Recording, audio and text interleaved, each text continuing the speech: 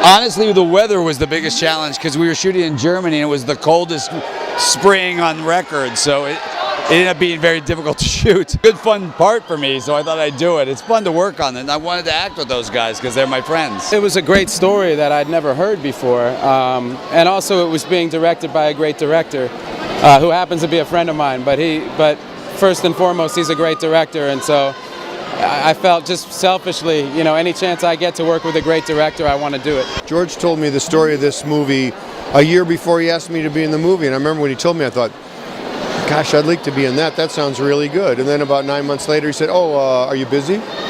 So then I was already hooked. That was one of the reasons that the Monuments Men was formed, to make sure that we didn't destroy all the great pieces of art through Italy and Europe. I think the most fascinating thing is looking at what these guys really did. And you know, they didn't have to get into the war. They were too old to be drafted. And yet they saw this as their opportunity to serve their countries and do something special, which was to risk their lives to save all this precious art. And what they really gave was a gift for all of the future generations. It's really a wonderful message. The people that we're talking about, these Monuments Men who came from all over the world, what they were doing was a very important piece and is relevant still. They were the art experts. They all had very good careers. They were curators, they were professors, historians, and they decided to put all of those comfortable lives on hold and risk their lives, and some of them actually died trying to protect this artwork. So it's a really amazing story. I think war is a horrible thing, no matter what, you know, but war, I see that war is fought on many fronts, and this artistic front, this cultural front,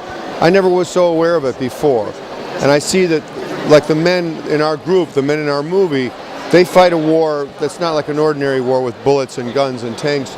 It's a war of a retrieval of the culture and the securing of the history of the nations. You can't think of these guys and hear their story and not think about how we failed to do that 10 years ago in Baghdad. It's really, really such a shame that a culture could lose so many priceless artifacts and have them looted or destroyed because we didn't have our monuments men there. Everyone loses in a war. Bah, dans mon cas, c'est la langue.